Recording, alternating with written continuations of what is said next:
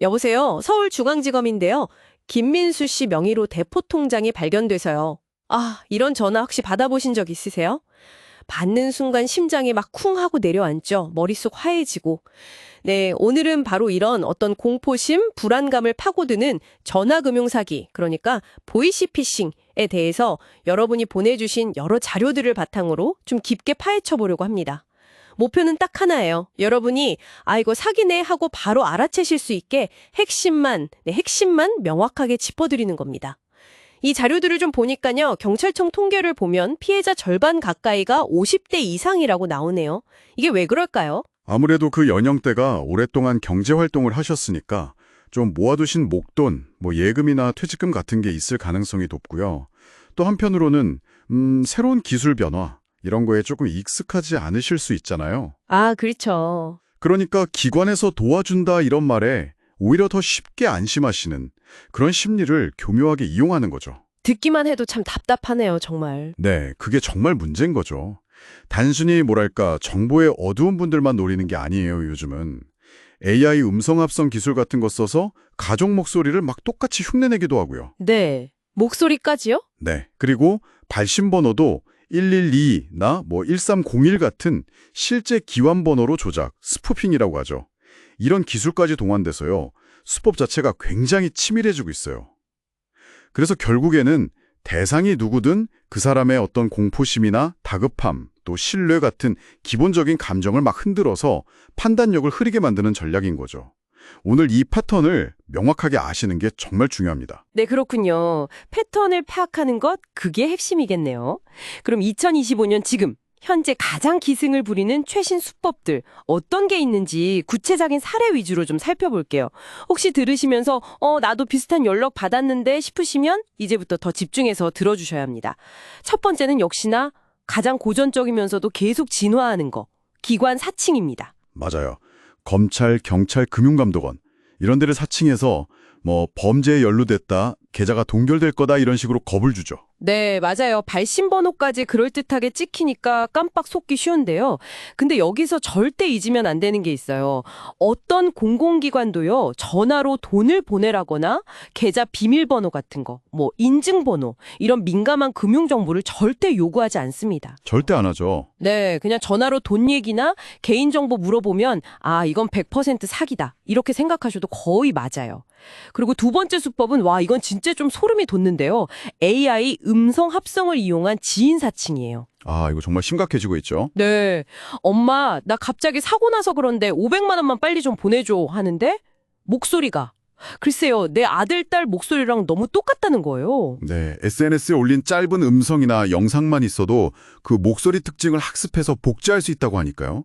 기술이 참 무섭게 쓰이는 거죠. 그러니까요. 근데 이런 사기에도 결정적인 허점이 있습니다. 허점이요? 어떤 거죠? 바로 영상통화는 죽어도 피한다는 거예요. 목소리는 흉내내도 얼굴은 못 만드니까요. 아하, 그렇군요. 그래서 대처법은 간단합니다.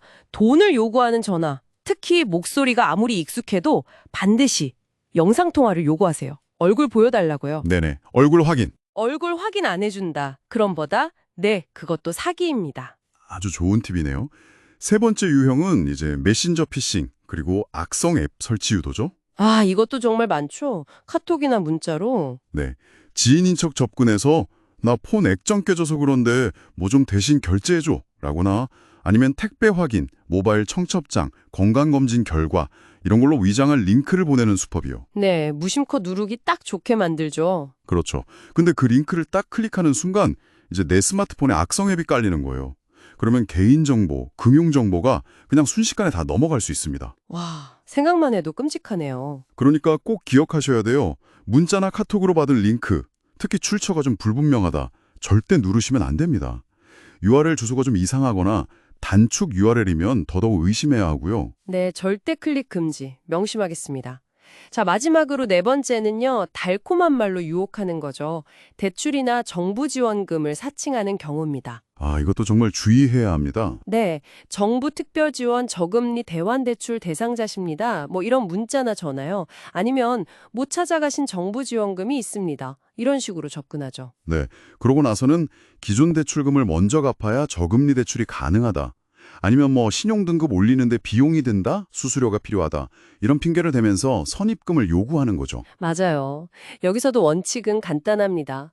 정부나 제도권 금융기관은요, 절대 전화나 문자로 대출 상품 가입하라고 먼저 권유하거나 선입금을 요구하지 않습니다. 맞습니다. 자, 지금까지 저희가 쭉 살펴본 여러 수법들에서 혹시 공통적인 패턴 보이시나요? 일단 다들 뭔가 급하다, 위험하다, 이런 식으로 불안하게 만들고, 그렇죠. 긴급성, 위협. 이걸로 불안감을 극대화시키죠. 네. 그리고 동시에 뭐 검찰이다, 아들이다, 이런 식으로 믿을 만한 대상으로 사칭해서 신뢰를 얻으려고 하고요. 맞아요. 신뢰를 얻는 척하면서 결국 최종적으로는 비정상적인 방법, 그러니까 전화통화 중에 뭘 하라거나 문자로 온 링크를 누르라거나 앱을 설치하라고 유도해서 돈이나 개인정보를 빼내려는 거죠. 이 본질을 딱 꿰뚫어 보는 게 중요합니다. 네, 맞아요. 듣다 보면 와, 수법이 너무 다양해서 이걸 어떻게 다 기억하지 싶으실 수도 있어요. 저도 좀 그런데요. 근데 괜찮습니다. 이 모든 사기의 통화는 뭐랄까 만능 열쇠 같은 핵심 원칙이 있거든요. 아, 핵심 원칙이요? 네. 전화든 문자든 카톡이든 뭔가 돈이나 금융정보, 뭐 비밀번호나 인증번호 같은 걸 요구한다? 또는 출처 불분명한 앱 설치나 링크 클릭을 유도한다? 그러면 1초도 망설이지 말고 일단 의심하세요. 일단 의심. 네. 그리고 대화를 멈추고 그냥 끊어버리세요. 네, 끊는 게 중요하죠. 네. 마지막으로 제일 중요한데요. 반드시 본인이 직접 그 기관의 공식 대표 번호나 원래 알던 지인 번호로 전화해서 진짜인지 확인하는 겁니다. 아, 그렇죠. 직접 확인. 이 3단계 의심하고 끊고 확인한다. 이것만 몸에 딱 익히셔도 진짜 대부분의 피해는 막을 수 있습니다. 네, 아주 명쾌한 정리네요. 그럼 그 원칙을 바탕으로 해서 구체적인 예방 수칙 4가지를 딱 정리해 드릴게요. 첫째, 의심스러운 전화나 문자는 그냥 대꾸하지 마세요. 바로 끊고 차단하시는 게 상책입니다. 그리고 혹시라도 궁금하시면 직접 112 경찰청이나 1332 금융감독원으로 전화해서 확인하시면 돼요. 네, 절대 그 번호로 다시 걸면 안 되고요. 그럼요.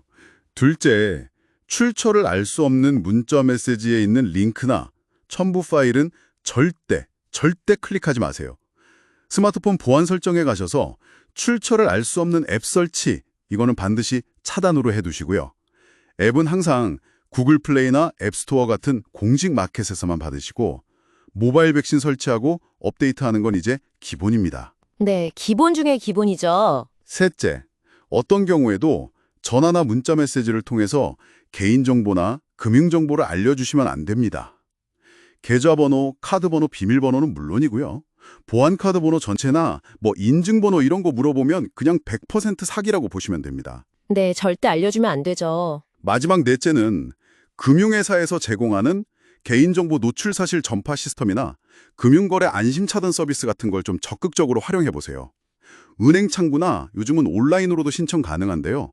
이걸 해두면 내 명의가 도용돼서 나도 모르게 대포 통장에 개설되거나 대출이 실행되는 걸 막는데 아주 효과적입니다. 그런 좋은 제도가 있군요. 네. 그리고 혹시라도 피해를 입었다면 그 즉시 112나 1332에 신고하시고 동시에 해당 금융회사에 바로 전화해서 계좌 지급 정지를 요청하시는 게 가장 중요합니다. 시간이 생명이거든요. 네, 신속한 신고와 지급정지 요청 꼭 기억해야겠네요. 특히 우리 자녀분들이나 주변 어르신들께는 오늘 저희가 나눈 이 내용들 꼭 좀 전해주세요. 뭐 정부 지원금이다, 저금리 대출이다 이런 전화 오면 무조건 의심부터 하고 혼자 결정하지 마시고 꼭 가족들이랑 먼저 상의하시라고요. 맞습니다. 그 관심 하나가 정말 큰 힘이 될 수 있습니다. 네, 여러분의 그 따뜻한 관심과 정보 교류가 누군가의 정말 소중한 재산을 지키는 가장 강력한 방패가 될 수 있다는 점 기억해 주시면 좋겠습니다. 오늘 저희가 함께 쭉 살펴본 내용의 결론은 아주 명확한 것 같습니다. 보이스피싱 앞에서는요, 합리적인 의심, 이게 최고의 백신입니다. 이제 여러분은 불안감을 무기로 삼는 그런 사기 전화 앞에서 당황하지 않고 아, 이게 사기구나 하고 그 실체를 꿰뚫어 볼 수 있는 중요한 단서들을 얻으신 겁니다. 네, 맞습니다. 오늘 이야기의 핵심, 다시 한번 강조하지만 일단 멈추고 의심하고 직접 확인한다 이거죠. 부디 오늘 저희가 함께 나눈 이 정보들이 여러분과 또 여러분 주변의 소중한 분들의 자산을 안전하게 지키는데 정말 실질적인 도움이 되기를 진심으로 바랍니다. 오늘 내용이 유용하셨다면 저희 채널 구독과 좋아요, 알림 설정까지 꼭 좀 부탁드리겠습니다. 그래야 앞으로도 이렇게 검증되고 꼭 필요한 생활 밀착형 정보들 가장 빠르게 받아보실 수 있거든요. 여러분의 안전한 금융생활 저희가 항상 응원하겠습니다.